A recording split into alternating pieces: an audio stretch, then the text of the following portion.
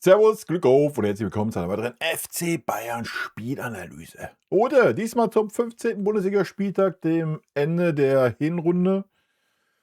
Wo die Hinrunde natürlich nicht ganz zu Ende ist, aber ihr wisst, was ich meine, wa? Beim ersten FC Heidenheim 4:0. Ja, sehr souverän, würde ich sagen. Hm, ja, das Spiel war nie in Gefahr. Erste Halbzeit hat Heidenheim keine Eier gehabt. Wir haben das Spiel aber auch im Griff gehabt. Wir waren griffig, wir waren schnell, wir haben viel Bewegung ohne Ball gehabt. Lennart Kahl überragend viel Bewegung, Michael Olisse. Das war sehr, sehr gut. Einzigster Totalausfall Rafael Guerrero, erste Halbzeit. Ähm, Wäre da noch ein Spieler gewesen, der vielleicht auch noch Lust gehabt hätte. Wer weiß, wer weiß. Ansonsten, ja, ich habe es gesagt, alles im Griff gehabt. Heidenheim hat aber auch keine Eier gehabt, stand nur hinten drin. Zweite Halbzeit hat Heidenheim dann, ja, was willst du auch machen bei 2:0, ob du jetzt 3:0 verlierst oder 4:0 oder 2:0. Haben sie dann ein bisschen ihre Eier gefunden, ja, haben auch mal versucht, mit langen Bällen zu agieren und, vorne auch mal auf die zweiten Bälle zu gehen. Das haben sie eine Phase lang sehr, sehr gut gemacht. Hat uns ein bisschen Probleme bereitet, wie man gesehen hat. Aber alles im Rahmen und spätestens mit dem 3:0 war der Bums dann gegessen. Aber ja, da war es noch mal 'n bisschen unterhaltsamer, dann so 50. bis 75. rum. Heidenheim hat noch an sich geglaubt. Ja, wie gesagt, hat lange Bälle gespielt, sind auf die zweiten Bälle gegangen. Wir haben es nicht mehr so konsequent gespielt vorne. Ja, auch nicht mehr so viel Bewegung ohne Ball gehabt, was aber auch normal ist bei 2:0 und das letzte Spiel in einem sehr, sehr langen Jahr. Ja, von daher völlig fein. Ich bin hochzufrieden mit der Leistung. Ich denke, es ist ein sehr, sehr schöner Saisonabschluss, oder Jahresabschluss, besser gesagt. Ja, Spiel war nie in Gefahr. Was auffällig war, gehen wir schon ein bisschen in die Spielerbenotung rein, aber zum Spiel selber gibt's halt relativ wenig zu sagen, weil das erwartete Spiel halt, was auffällig war, war, dass Leon Goretzka auch 'n schnellen Ball spielen kann und Leon Goretzka, wenn Joshua Kimmich nicht mit auf dem Feld ist, es aus der tiefen Position ordentlich machen kann. Erste Halbzeit war gut von Leon, zweite Halbzeit war nicht so gut, ja, auch erste Halbzeit so. Er hat halt 1:1 dieselben Schwächen wie Kimmich, ne? Das war Er hat 'n bisschen schneller gespielt wie Josh, so, ja, Hut ab dafür. Grade so erste Halbzeit, erste halbe Stunde, wo wir viel direkt gespielt haben, hat er relativ wenig den Ball mal angenommen und, ist irgendwie 30 Meter gelaufen. Das war zwischenzeitlich dann wieder 'n bisschen mehr. Aber ansonsten hat er dieselben Schwächen gehabt in der Rückwärtsbewegung. Der defensive Zweikampf war schlecht. Aber, für Leon-Verhältnisse war's 'ne sehr, sehr gute erste Halbzeit. Die zweite Halbzeit war leider wieder nix. Dafür war Rafa Guerreiro zweite Halbzeit 'n bisschen besser, aber ihr merkt schon, ich gehe schon in die Spielerbewertung rein. Von daher würde ich sagen, werfen wir 'n Blick in die Statistiken und dann gehen wir halt auch in die Spielerbenotung. Gut, ich lade noch mal neu den Bums. Ballbesitz 73,8 zu 26,2. Abseits 2:2, Fouls 8:6, Zweikampfquote 44:1, 55:9. Schüsse aufs Tor 1:11, Schüsse insgesamt 7:23, Ecken nur 6. Das Ding, das sagt schon alles aus, ja. 202 zu 709 angekommene Pässe, Flanken 10:14. Schüsse insgesamt: Diaz 5, Kane 5, Ito 4. Torschussvorlagen: Stani eine, Gnabry eine. Auch Gnabrys einzig gute Szene, der Rest war Katastrophe heute. Gewonnene Zweikämpfe: Jonathan Tah 6, Harry Kane 6, Luis Diaz 5. Ballkontakte: 104 Goretzka, 102 Tah, 91 Ito. Gefoult wurden, schenken wir uns wie immer. Gut, gehen wir rein in die Benotung, wie immer, angefangen mit Vincent Kompany. Ja, für mich Note 2. Zur Note 1, ja, hat mir 'n Rafael Guerreiro viel zu lang aufm Feld gestanden.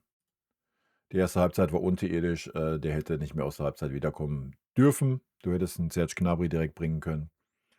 Ähm, Das war 'ne Frechheit, die Leistung in der ersten Halbzeit von Guerreiro. Erst mal weiß ich nicht, welche Pose er gespielt hat. Hat er eher mehr den Zehner gespielt, den Achter hat ja irgendwie mehr Lennart Kahl gespielt, beziehungsweise Lennart Kahl eher den Achter und den Zehner gemacht, so à la Musiala, der das auch mal bei uns öfters gespielt hat damals, so den offensiven Achter. Ja, das hat Lennart Kahl überragend gut gemacht. Und das Gegenteil war Rafa Guerreiro, der es überragend schlecht gemacht hat. Du hast ihn einfach gar nicht wahrgenommen und wenn du ihn mal wahrgenommen hast, dann war es meistens ein Ballverlust. Also, das war gar nix, ja. Und dass man da nicht reagiert hat in der Halbzeitpause, finde ich persönlich schwierig, aber gut. Ja, 4:0, Note 2 für Vinny. Ich denke, damit kann er leben. Ja, kommen wir zu Urbich. Auch Urbich für mich heute Note 2, auch wenn er nicht so viel zu tun hatte. Das, was er zu tun hatte, hat er wunderbar entschärft, was mir wieder sehr, sehr gut gefallen hat. Ähm,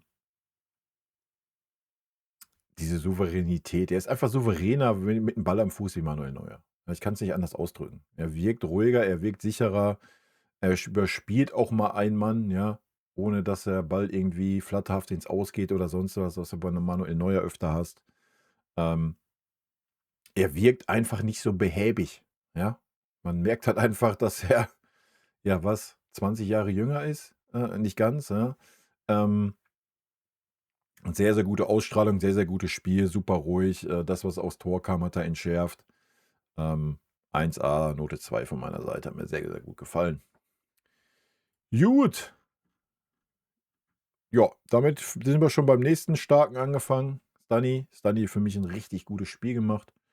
Nicht nur wegen dem Tor, ja, aber auch so, gerade erste Halbzeit, dass die rechte Seite mit Olisse zusammen, ja, ich sage ja, ich rede mir den Mund ja fusselig. Stanisic ist für mich der rechte Verteidiger, Punkt. Das hat er heute gezeigt. Hat auch ein, 2 sehr, sehr gute Flanken reingeschlagen.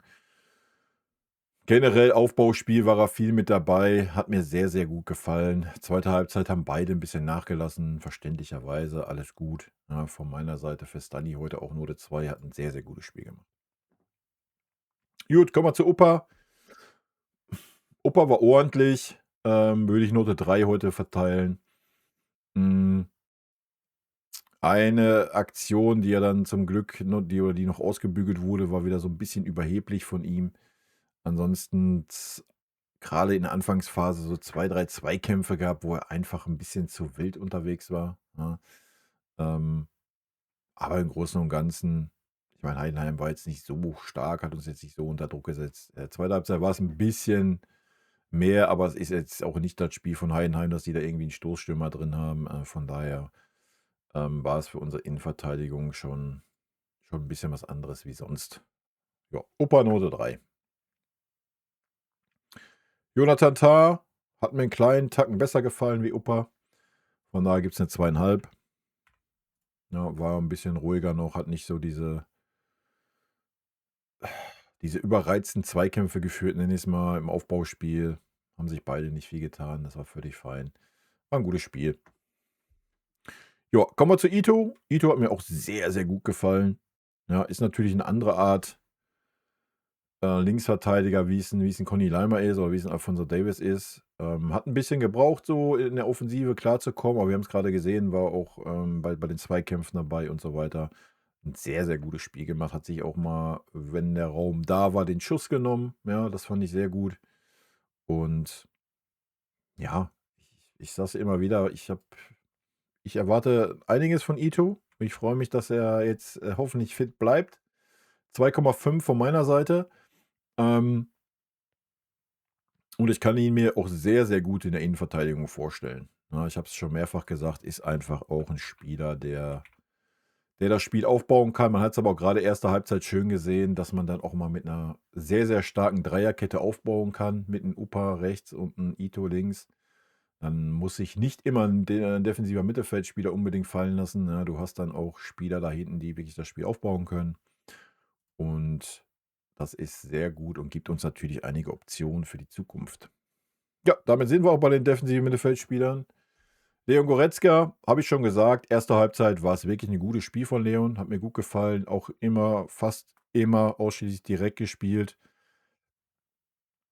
Wenn es dann mal ums Umschaltspiel ging, war er schwach, genauso wie Kimmich, 1:1 dieselben katastrophalen Zweikämpfe in der Rückwärtsbewegung. Zweite Halbzeit war es dann wieder viel, viel mehr Schatten wie Licht, leider, ne? Ähm Aber für Leon Goretzka-Verhältnisse war das 'ne aufsteigende Form und 'ne Note 3 von meiner Seite. Hat mir erste Halbzeit gut gefallen, zweite Halbzeit war's nicht mehr gut. Ähm, 'N bisschen schade, aber ich denke, man sieht, wenn er die defensivere Position hat, ja, dann ist 'n Leon Goretzka in dieser Mannschaft auch brauchbar.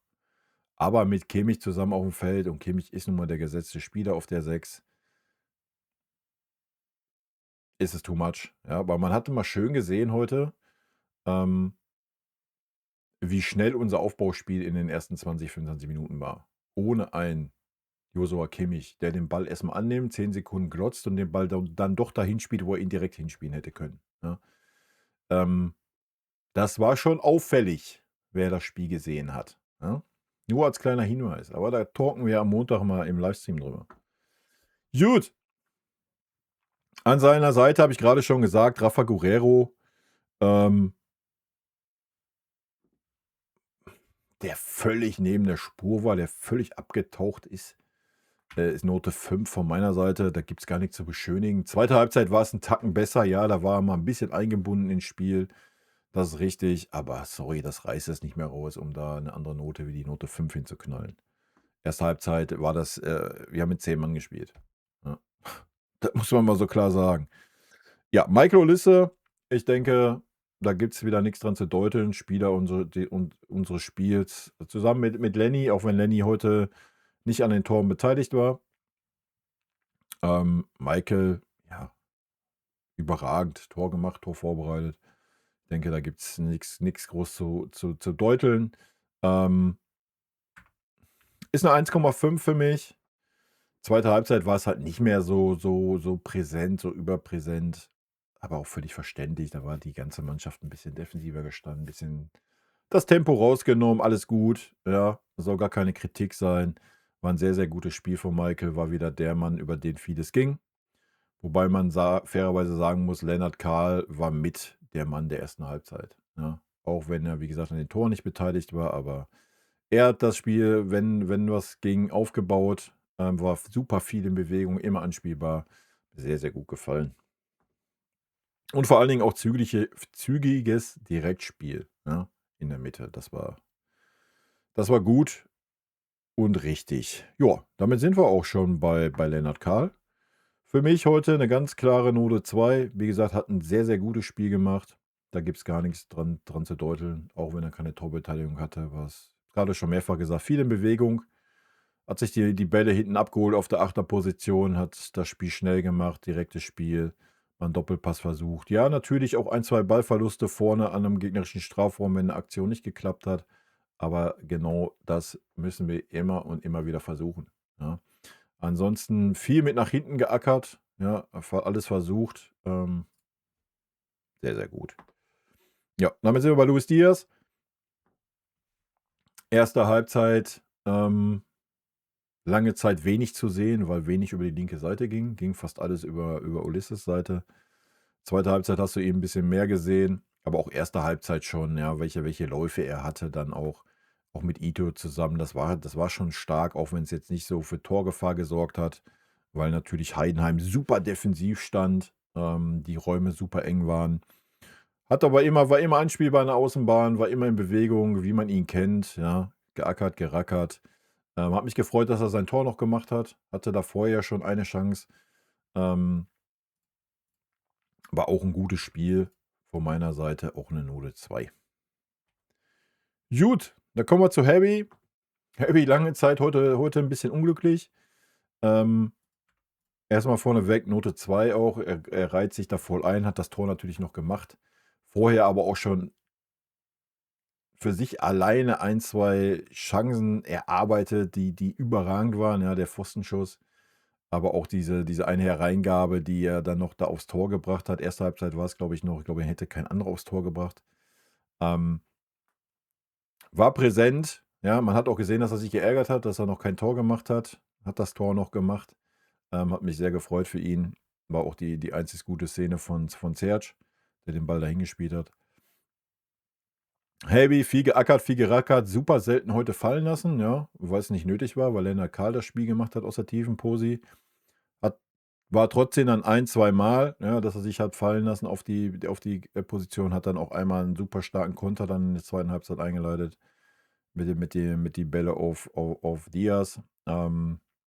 Das ist, was Harry Kane auszeichnet, ja. Und hat dann noch seine Bude gemacht. Note 2 von meiner Seite. Gut, damit kommen wir zu den Einwechselspielern, die wir ja allesamt nicht benoten werden. Dafür war die Spielzeit einfach zu kurz. Wir fangen an mit Alphonso Davies für Hiriko Ito. Fand ich ein bisschen schade. Ich hätte mich gefreut, wenn er hätte durchspielen dürfen. Aber ja, man hat auf die Wechsel ein bisschen reagiert. Ja, Heidenheim hat dann nochmal schnelle Spieler gebracht. Da wollte man wahrscheinlich einfach die Geschwindigkeit von Fonsi dagegen stellen. Und natürlich, Fonsi tut jede Minute gut, die er noch sammeln kann, gar keine Frage. War jetzt nicht super auffällig, denke ich. Ja, er hat 1, 2 seine Läufe angezogen. Ansonsten jetzt nicht irgendwie den überragenden Zweikampf offensiv wie defensiv geführt oder sowas.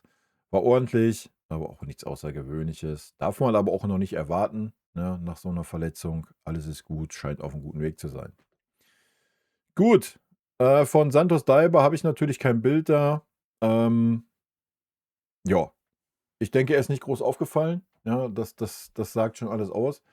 Das ist, glaube ich, wahrscheinlich schon das größte Lob, was man ihm geben kann. Ja, wenn er am Ball war, hat er den Ball sehr, sehr gut verteilt. Da hast du gleich gesehen, dass eine gewisse Qualität da ist. Spielt natürlich auf einer Posi, die ja, wenn alles fit ist, hart umkämpft ist bei uns und durch den Joshua Kimmich natürlich geblockt wird. Von daher, ja, schwierig, ob er den Weg bei uns machen wird oder woanders hingehen wird in Zukunft. Das, was man sieht man auf jeden Fall, dass da auf jeden Fall auch eine Menge Talent da ist, denke ich. Ja, hat man nicht nur jetzt in dem Spiel gesehen, auch schon in der Vorbereitung. Ja, dazu haben wir Wiste Mike, der ganze 4 Minuten auf dem Feld war. Wow, ja. Gilt 1:1 dasselbe wie für Lenny. Auch ihm würde ich das zutrauen, ne? Ich denke, auch er hat schon gezeigt, welche Qualität er hat. Ob es natürlich dann für dieses Level, am Ende reichen könnte.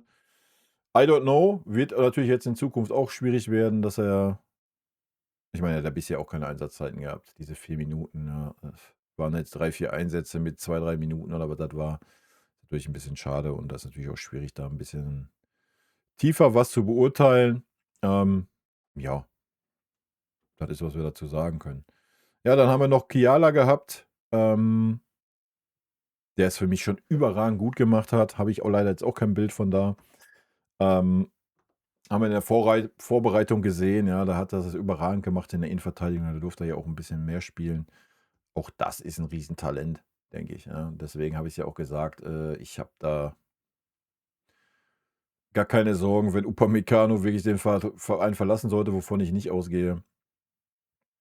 Aber auch dann haben wir keinerlei Probleme in der Innenverteidigung, ne? Aber darüber werden wir vielleicht auch Montag im Stream noch mal 'n bisschen schnacken. Wie gesagt, Montag 18 Uhr live auf Twitch werden wir noch mal 'n kleines, Hinrundenfazit ziehen zum FC Bayern. Ich denke, das wird relativ positiv ausfallen. Ja, das sollte kein Geheimnis sein. Und damit, Leute, wünsche ich euch einen schönen Start in die Woche und solltet ihr das Video jetzt sehen, genießt noch die letzten Stunden vom was? 4. Advent. Ja, in diesem Sinne, rot-weiße Grüße gehen raus, haut rein, bis dann. Tschüssi. Vielen lieben Dank für euren Support hier auf dem Kanal und in diesem Sinne, gute Freunde kann niemand trennen.